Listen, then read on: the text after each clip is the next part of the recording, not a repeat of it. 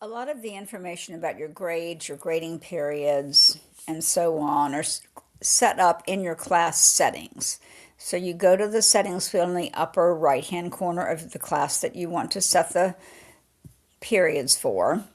And I go down past details, past general, down to grading.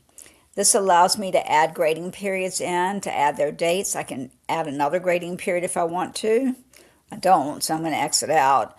If I have quarters like you do in secondary, I can add 4. If I have trimesters, I think is what you call them, I'm not sure, then I can just add 3.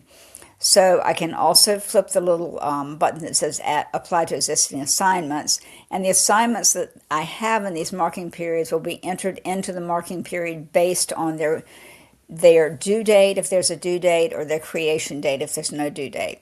I can add my grading scale here. I've got lots of different ones I can use. I can use a proficiency scale. I can use a letter grade scale that you just saw.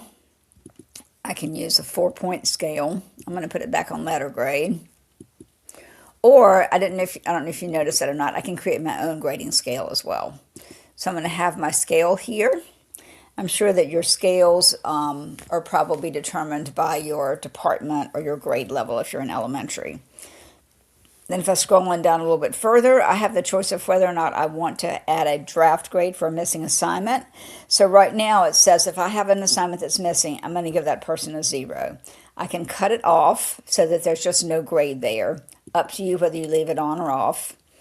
And then I can determine how I want my grades to be calculated.